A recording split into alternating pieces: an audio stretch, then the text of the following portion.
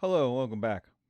My name is Dr. Christopher Gennari, and this is Great Big History Podcast, History 150. The West arrives. The West arrives in the East, and this is part one. We'll have a part two in our part two of our course, so we'll revisit this. This is from basically 1500 to 1800. And so we start with why? Why do they show up? For 1,200 years, there had been, for 1,500 years, there had been a system. And that system was an overland route through Central Asia into the Middle East to the Mediterranean world, and then by sea to Italy, and from Italy into the rest of Europe. Well, that changed with the destruction of the Silk Road. What this did was end the Indian and Chinese land routes that had existed at least since 300 AD, but really before then. And they destroyed the cities, they destroyed the connections. Marco Polo walked to China. Christopher Columbus never gave it a second thought. This is bad for the Turks, by the way. They owned Asia Minor. They were at the western end of the Silk Road. They took over the Silk Road, the end of the Silk Road where wholesale becomes retail, where you make the most money, where the Byzantine Empire had been, where the Roman Empire had been. It was a good place to be. They took it over just as this was ending. So it was bad for them. It's also bad for the Italians, because the Italians were the inheritors of the Crusader trade. So they dominated the luxury trade by sea. They brought it into the Italian cities, then shipped it into the rest of Europe, made money as the middleman. So the destruction of the Silk Road meant the Turks got poorer, the Italians would get poorer. I mean, all of this money had created the Turkish Empire, the Ottoman Empire,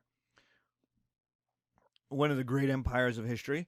It created the Renaissance for the Italians. And so here we were. It's going to be bad for them. So what does this mean?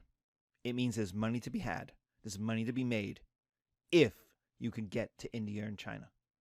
For the Turks and for the Italians, they had to get out of the Mediterranean. They were at a disadvantage to get to China. They made all of their money on the overland route because they were closer. They were on it. Without that, they were now at a disadvantage. And so we start with Portugal. Portugal, at the western edge of Europe, is at an advantage, actually. Now, all of a sudden, if it can grab that advantage. And what it does is start investing in exploration, overseas trade, and heading south around Africa. Advantage. This is a known route. Now, people did not know how big Africa was, but it was known that you could get around Africa. The Romans,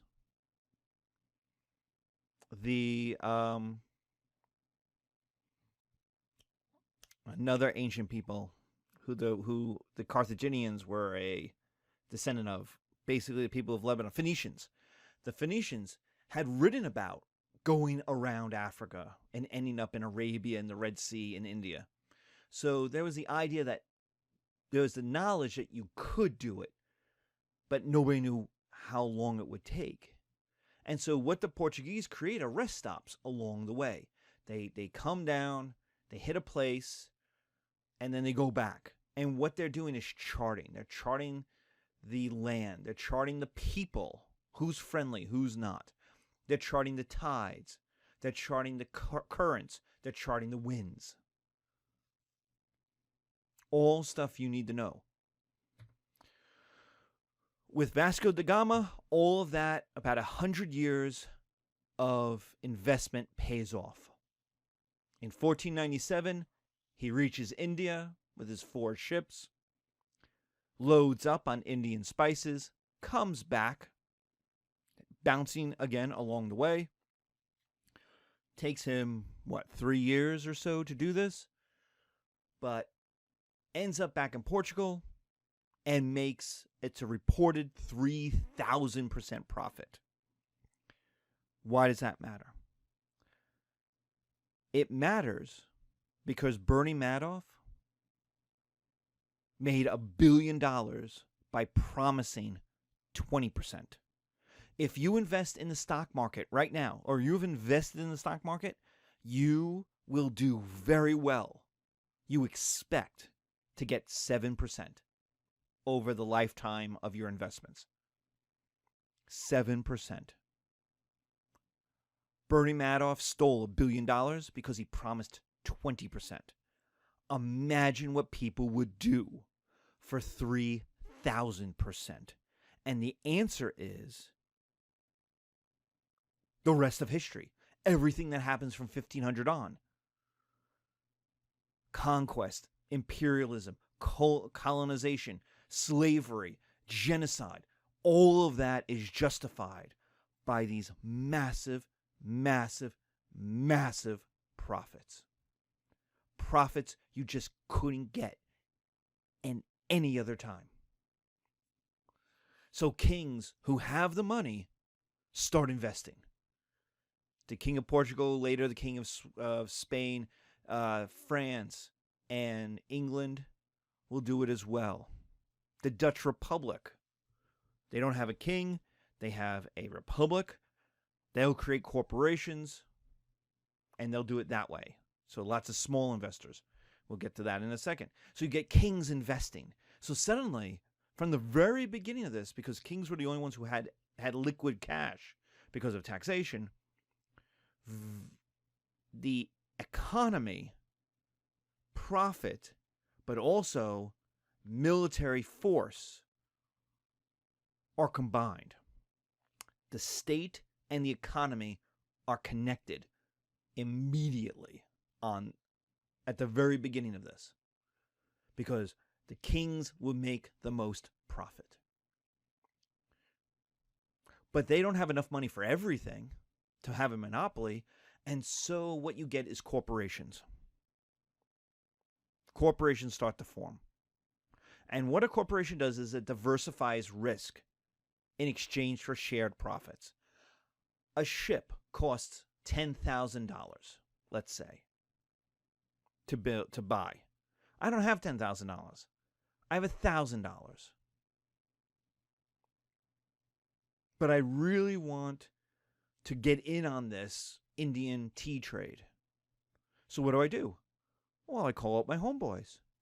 I know them. And I say, hey, if we each invest $1,000,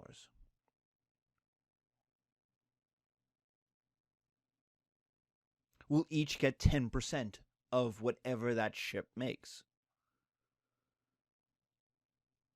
And my homeboys love it. They're like, that's great. We should do that. Except I got a couple of friends who don't have $1,000. They have $500 or $250. And so what you get is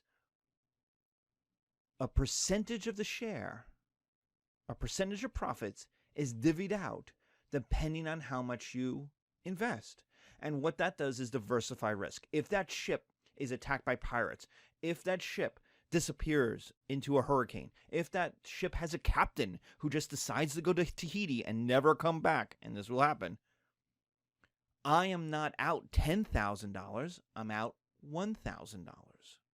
Now, we'll diversify my risk even more because corporations will pop up to sell insurance that will protect my $1,000 investment. So you'll get corporations to diversify risks on other corporations. And this is really the start of capitalism right here. Because now I'm investing in not myself and my future land. I'm investing in a corporation, and I'm going to reinvest my profits into that corporation in order to make more money through reinvestment in the future. And this is really the start of the engine that is capitalism. And it's all because people didn't have enough money to do it on their own. And so they start forming corporations. And so the race is on. Spain finds itself behind, 50 years behind, which means they can't head south. They see how much money is being made off the African trade. They see how much money is being made from Portugal doing these things. It's not yet reached India, so it's not yet exploded, but it's like a race. You can't start 50 years behind and expect to catch up. And so Christopher Columbus has a brilliant, if crazy, idea. Head west. The Earth is round, which everybody knew. Head west. They just thought it was smaller. The maps they had the Earth being round. They just had it being 3,000 or so miles smaller. Now, even then, the Greeks and the Egyptians had come up with the circumference of the Earth using a whole variety of experiments. That was pretty accurate. They used the sun. It was pretty accurate. And so this tells you about how that knowledge had been lost and not completely yet refound for the Renaissance. But Columbus head west. He hits the New World and he argues that it's India. It's not. And he basically will know it's not. He knows it's not. But he had to make the argument. And what will happen is later explorers and conquistadors will come, find civilization, and then murder them.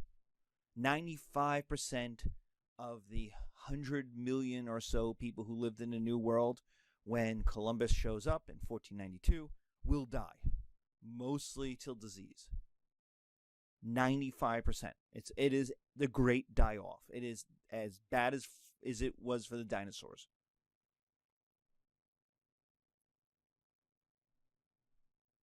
And what they took was silver, conquest of land, they looted, and what they discovered was something even more valuable.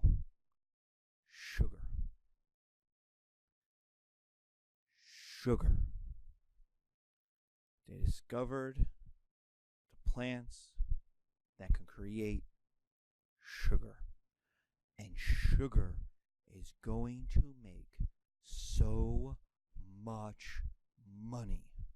It justifies everything.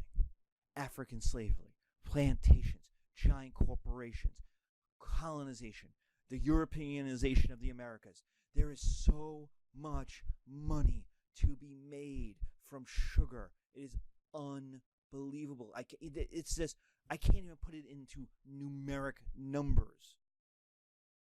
It is unbelievable the amount of money that is made from sugar. For the first time, there is this thing that will make stuff taste better, that will invent new drinks like rum, that will invent new alcohol that you could put into your coffee and make it less bitter, that you can turn into chocolate that can keep you up at night and give you caffeine and a little shot of energy. Sugar. Sugar is the cocaine of the 1500s. It is so much money. The rest of history is going to be changed because of sugar. 15 million Africans are going to be brought to the Americas for sugar.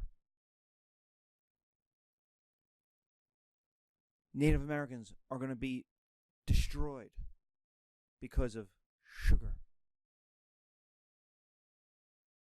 Giant corporations are going to be formed. Millions of people are going to move for sugar. But China still equaled luxury manufactured goods. Why does that matter? This is high price, small weight products. See, sugar's nice, but it's heavy. In fact, they'll figure out a way to turn into molasses, to turn into a liquid or a rum that you could take up less space, but it's still, sugar is a bulk product. Porcelain, on the other hand, silk, the stuff China made, you could sell for a high price, and it took up a little bit of space, which means you could fill a ship with even more of it, which equals huge profits if you could get there. But there is North America, Central America, and South America in the way.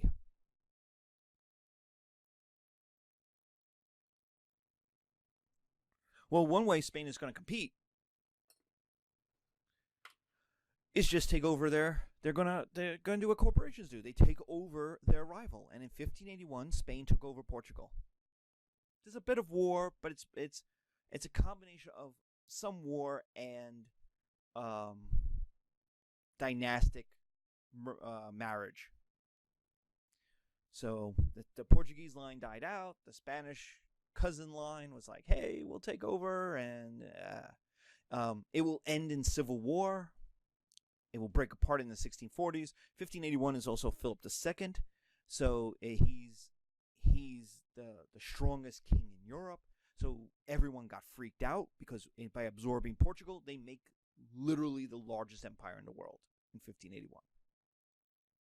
That owned the Americas, Mexico, and all of its silver. South America with all of its sugar and its silver. Brazil with all the sugar. The African ports on the way to India, and the Indian trade. So Portugal wins. Or does it?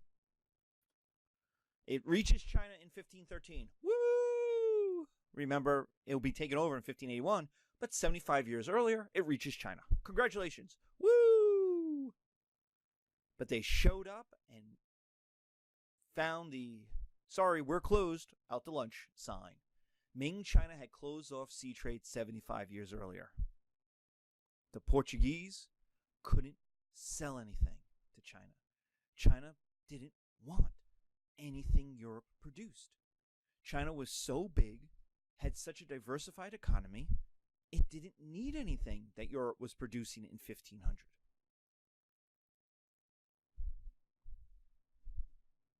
And so the Chinese said, well, you could buy stuff if you give us silver. And what the Portuguese started to do was buy stuff, and then they bought children. They went, well, you have a lot of people. We need people in the new world as workers. We'll take you. We've already started kind of basically taking Africans, so we'll take you too. And when they're told to stop, they start blowing stuff up. There are a series of naval battles. So the start of European trade with China does not start very well. It starts with slavery, attempted slavery, and military conflict. But see, China is not coastal Africa. China is not southern India. Ming China is one of the great empires of the world. And when push comes to shove, the Ming could shove. They're like, we beat the Mongols. We're going to take care of you people. And there's a battle, and the Portuguese get kicked out of China in 1522.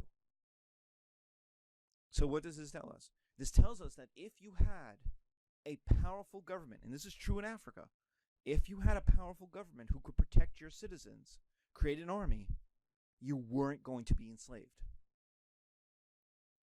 The Europeans will negotiate with that kingdom.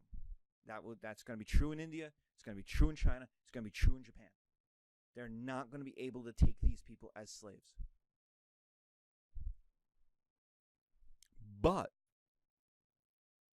the end of the Silk Road, plus Ming decadence, plus worry about the Ming return, equals the Ming still need money. They don't like the Portuguese. But they still need money, and the Portuguese are willing to buy stuff and pay in silver. which is coming out of Mexico. It's coming out of Peru. And so they make a deal. You can hang out in this little place called Macau. It's in the south. It's far away from the major population centers. It's not near China proper at all. That's where you can trade. This little entrepot, which is ENTREPOT. Entrepot. This little, not a colony yet. The Portuguese don't own it. But it's the one place they're allowed to trade. And when other Europeans show up, the Ming say, okay, go to Macau. You could trade if you can pay the taxes. Fun fact, there's corruption. Now, it's not corruption. It's not corruption like it's skimming off the top, so it's defined as corruption. The Europeans will look at it and see it as corruption. But the Ming increasingly couldn't pay their officials. They couldn't pay the tax collectors. They couldn't pay the Confucian officials. And so what they said to the officials was, you take a percentage as a tariff. You take it off the top. So if the tax is $100, you take $10 before you kick it up to me. You take $10 off the top, give me the 90. That's for you. That's your pay. So then I don't have to pay you. You take it off the top. So this is corruption because it means the local official has two incentives. One is to be corrupt. Because let's say the tariff is 10%. All right? And he's going to get 1% of that 10%. He's going to take 10% of the 10%. So he's going to take 1% out of 10%. What any good merchant, Portuguese, British, French, is going to do is say, look. How about you write in your book a different number, and we make it so that I pay 5%, and I'll give you 2% or 3%. So the total tax is now 8% or 7%, which saves the merchant a couple of percentage points. But it increases, it doubles or triples the amount the official gets. And all he has to do is change how much was being sold.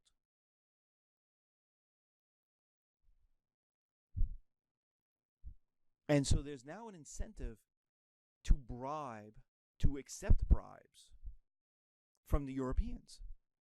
So the Europeans could spend less on taxes, and the local official will make more in his pocket, which will take money out of the pocket of the emperor. The result is that the Ming and later the Qing become increasingly dependent on European purchasing of tea, silks, spices, luxury goods in exchange for silver, a hard currency. For the raw material, they can turn into coins. And then the Ming can spend it on the Ming decadence, on the Ming army to protect the frontier, on the wall that isn't being used because the Mongols aren't coming back. But they're increasingly dependent on the Europeans buying stuff. Because remember, the Silk Road doesn't work. It's been blown up by the Mongols, by the Mongol civil wars. And so as Central Asia gets poorer, as the Middle East gets poorer, the only people who are willing to buy Chinese stuff are these Europeans. And so the Ming become dependent on that. The Spanish show up in the Philippines, and this is the longest and most successful of colonization. Now, we're going to talk more about colonization in part 2, our 1800 to 1950 part of the course. But this is the first and the major part. Magellan shows up in 1521. He's going around. He's going to circumnavigate the earth. He doesn't. He dies. Remember, this is some great man history. Magellan dies in the Philippines because he got involved in local politics. It's like 3 dudes on one boat who are completely forgotten by history, who actually are the first to circumnavigate the earth. Not Magellan. Magellan died. He died halfway. He died a long way. He didn't come close to circumnavigating the earth. But the idea was the Spanish had landed there. They had made some deals. They got involved in some local politics, and the Philippines was divided. The southern part was Muslim from Indonesia. Merchants and traders and military entrepreneurs from Indonesia had shown up, brought Islam with them. The north wasn't.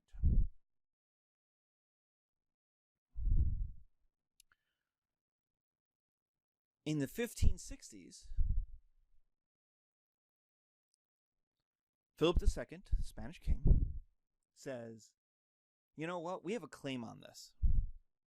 We have a claim on Portugal as a connection to China. If we can't get to China, we're going to follow Columbus to the logical conclusion.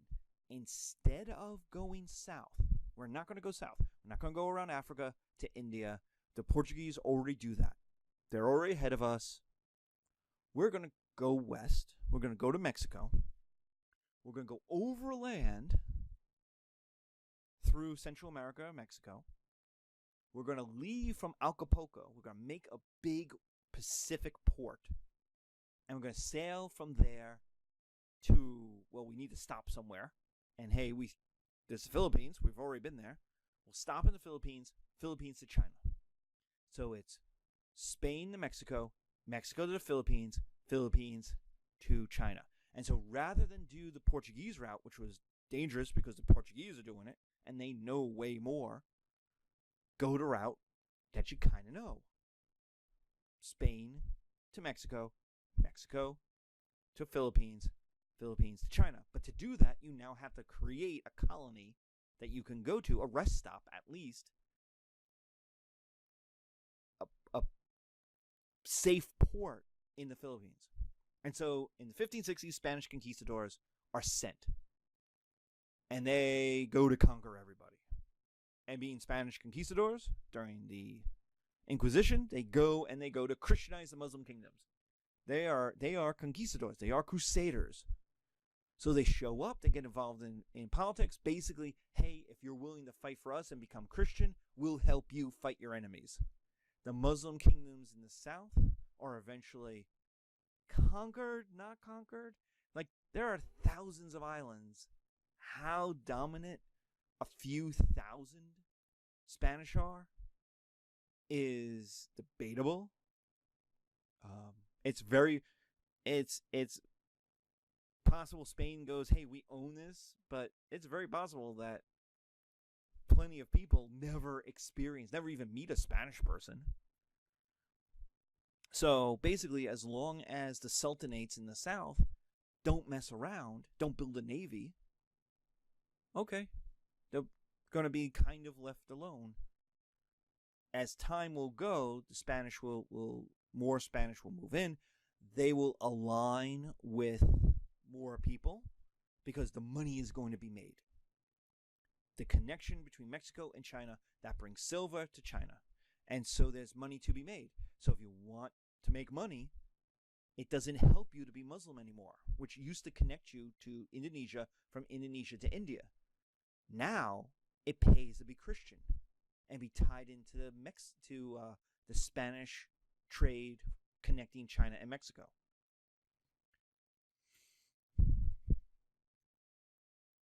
So, what you get, what are the results? 1, this is the largest source of Pacific trade to America. It's the Spanish. It's almost forgotten about because the American trade, first with the silver in the Aztec gold and Aztec silver to Spain, but then the British, the Dutch, the French colonization of the east coast of North America will kind of overshadow this. But Spain gets to do this for several hundred years, pretty much unimpeded. They're the largest source of Pacific trade to the Americas. Silver goes to China. So it ties the Ming to Spanish success in America. The British don't have silver. The French don't have silver. The Dutch don't have silver. The Spanish have silver. And China needs silver. So the Ming want to help the Spanish. In a way, they're not always so happy about Portugal. They are much more willing to help Spain succeed in the Philippines. 3, Spain needed Filipino allies, and so it was become Catholic and you get to share some power. You get to share in the fruit of this trade. And so what you get is Catholic versus Muslim resistance, a resistance that is still going on, that's still there.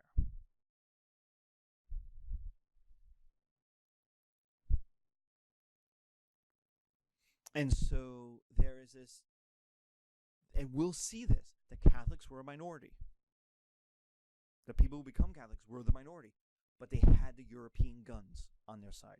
And we will see this in part 2 in our 1800 to 1950 section, where Europeans will show up and almost always, help a minority. The divide and conquer route. They will help a minority, give them lots of weapons in exchange for letting the Europeans do what they want. The result of this is the most successful colonization in the Pacific.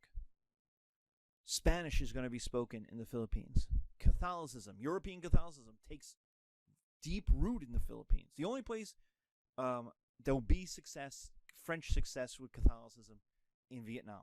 So there's that too. But the Philippines becomes a real European religious place. In a way, China, India, Japan never do. Food, architecture is going to be exchanged. There's this mix. So Filipino things take on the Spanish flavors. And Spanish flavors, European food is terrible in 1500. Increasing, it becomes much, much better. Because suddenly you're getting tropical fruits, tropical vegetables, tropical roots that hadn't existed before.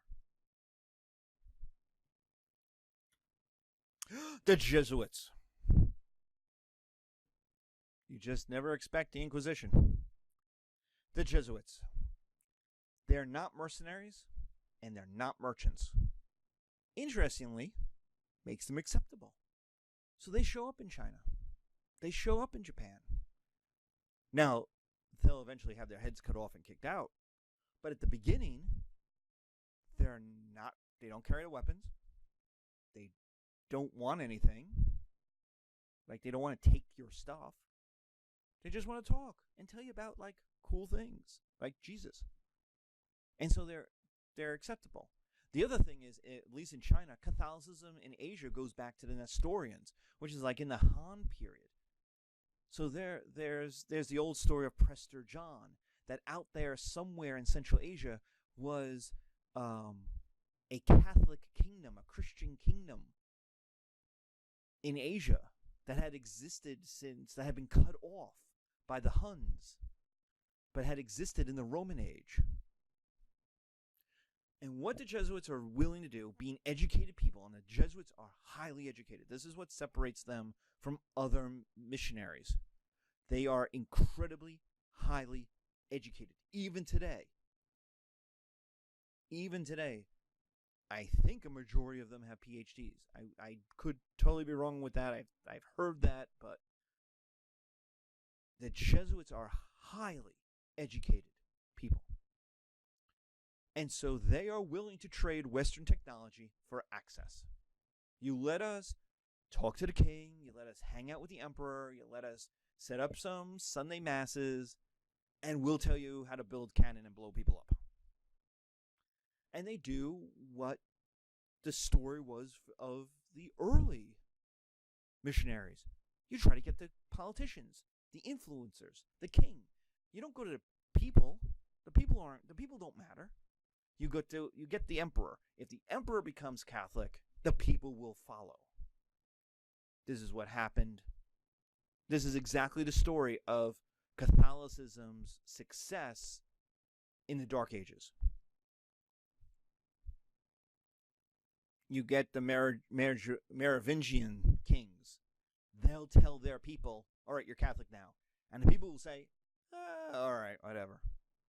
They'll follow. You get the influencers. When that didn't work, then they kind of started to try to go after the regular people. This is a failure. The Jesuits are complete failures. No emperors convert.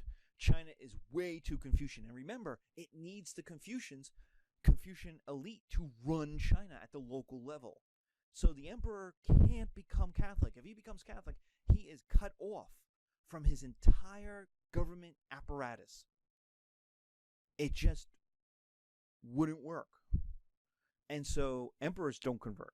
China's too Confucian. Christianity is also way too monotheistic to work.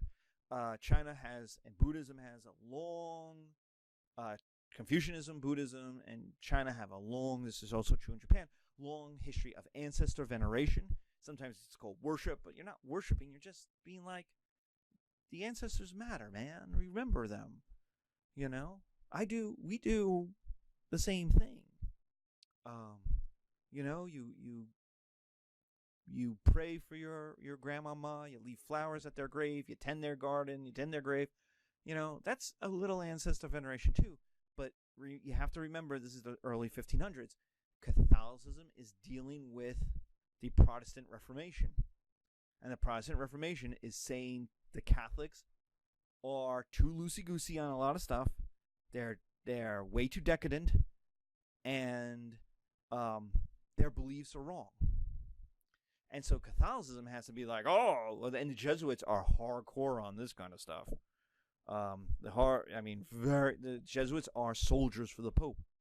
And so this is one place where at the local level, Jesuits in China are like, yeah, this is fine. You'll be fine. No worries. But once it gets back to the Pope, he's like, nope. If you're soft in China, people are going to say you're soft everywhere. And so Catholicism became Chinese in order to adapt, which is really a first.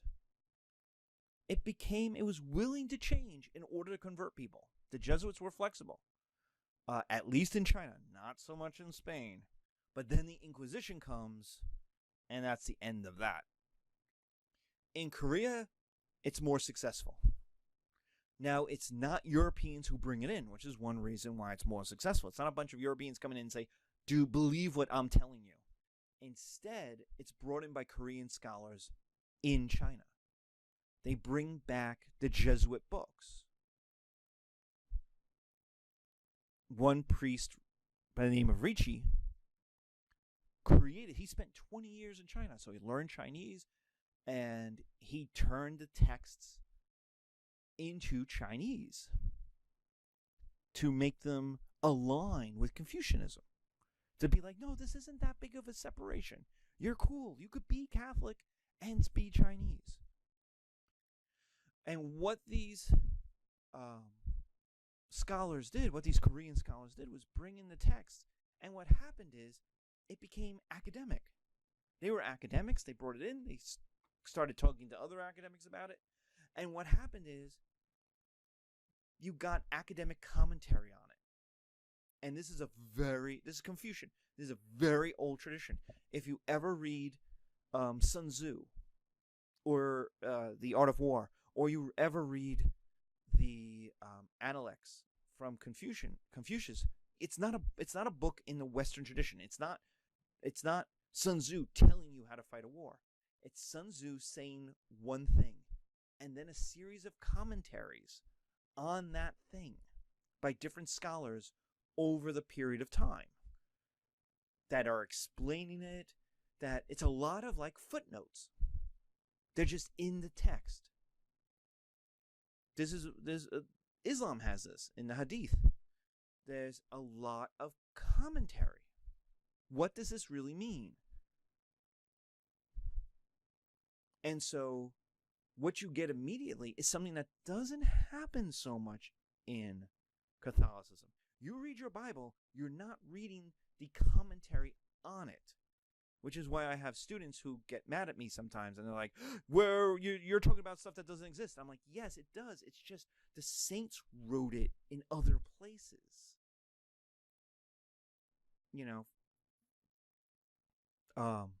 Thomas Aquinas has the Summa Theologica. That's a giant commentary on a lot of Catholic study.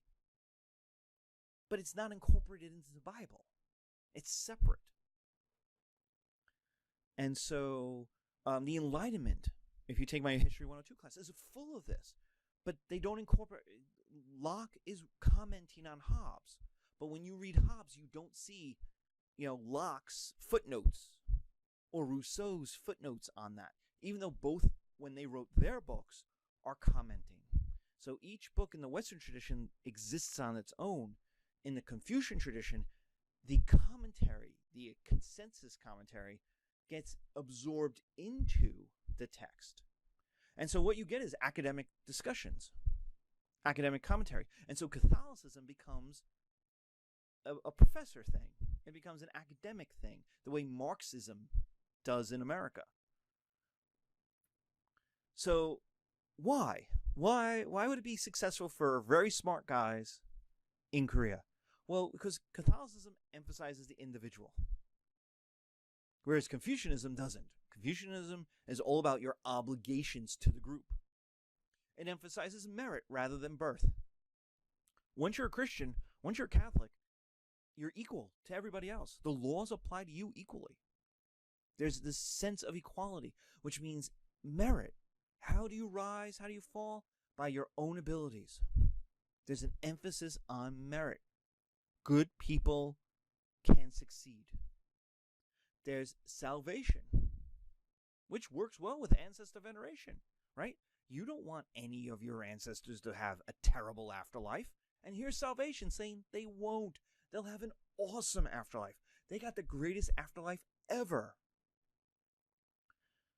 4, academics are open to science, technology, and commentary. They like sitting around with coffees, BSing with each other. They're open to these ideas. It's an interesting complaint in America today. Oh, all these professors, colleges are so liberal. Of course we're liberal. I'm open to lots of ideas.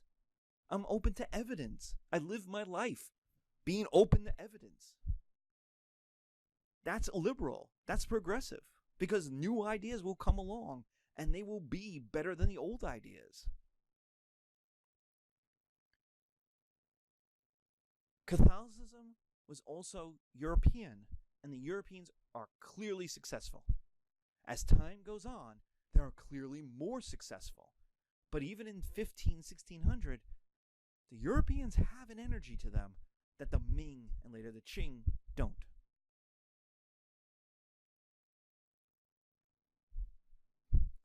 So the academics become Catholic, which is nice, but that's less than 1%. Remember, 2% is your elite. Less than 1% of the population becomes Christian in Korea by 1900. There's going to be persecutions, basically because there's such a low group. And there's always worries, well, if they're Catholic, if the teachers are all Catholic, they're teaching our kids. What are they teaching our kids? And that kind of thing. The same thing with going after Marxist academics in the 60s, in the 50s and the 60s. So you get persecutions as well. So what are our Western effects on Asia from 1500 to 1800? The answer is not much. Really not much.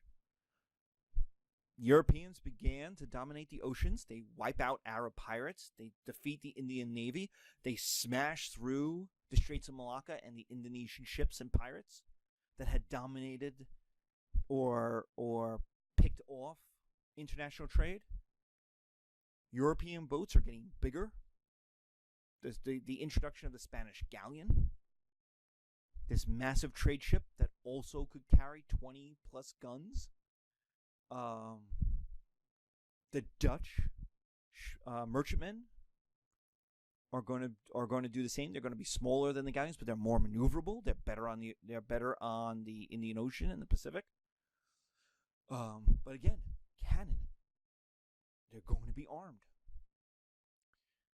So the Europeans are able to clear out the competitors for oceanic trade pretty quickly.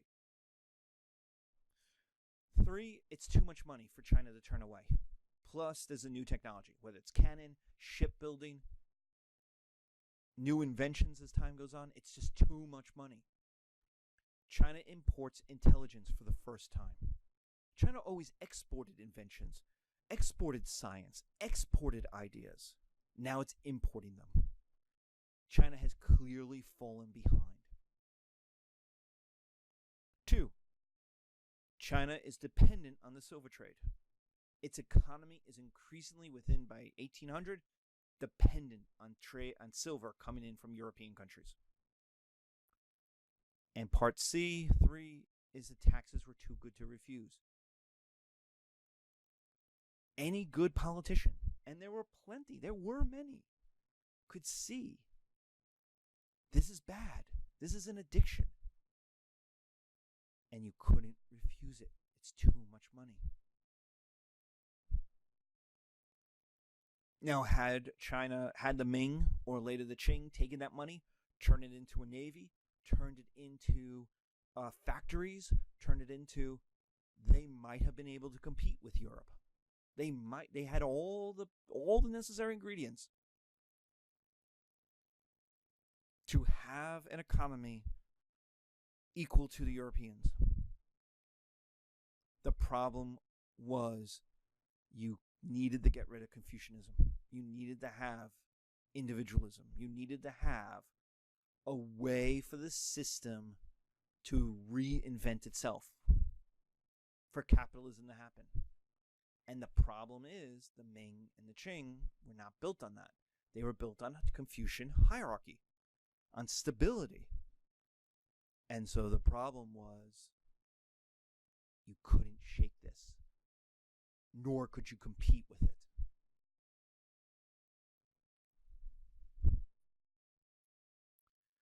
Four, Europeans set up forts and ports. They get involved in local politics, but not really much else. It's a mile wide but an inch deep, except in the Philippines. In the Philippines, you have colonization. You have Spanish people moving in. You have a Spanish army. You have the Spanish Navy. You have a guerrilla war. You have the incorporation of local elites into the Spanish project. The Philippines are an exception. But in Africa, India, Indonesia, Southeast Asia, it's a mile wide and an inch deep. Like, the Portuguese are literally on an island of Macau. They're not. 99.9% of Chinese will never meet a European or see much European goods. So it's a mile wide but an inch deep. Number 5, Christianity has an emphasis on individualism, which entices some. But the monotheism, the our God is better than all other gods, and in fact your other gods are figments of your imagination, pushes others away. Buddhism is simply better. Buddhism emphasizes happiness, finding your own path. Buddhism has individuality without the monotheism to it. So Christianity has a tough time competing against Buddhism. So there's an emphasis on the individual, which entices some, but ultimately its emphasis on monotheism pushes others away. And finally, number 6, the Asian powers are losing control of their borders and their politics. Japan kicks out the Europeans, but has nothing. It gets no money. It gets nothing. All right, it cut the heads off a bunch of Jesuits. It kicked them out. Boom. Okay, but Japan also had nothing that the Europeans wanted. It didn't have the mineral wealth. It didn't have the silk and exotic luxury exports. It didn't have what the Europeans wanted. So the Europeans were willing to let it go. This rock off the coast of China. China, on the other hand, has stuff. If you had stuff, Indonesia, China, Philippines, you are increasingly making deals to stay or get into power. Local politicians, local kings, local big shots look at the Europeans as a way of overthrowing the traditional power balance in their own countries.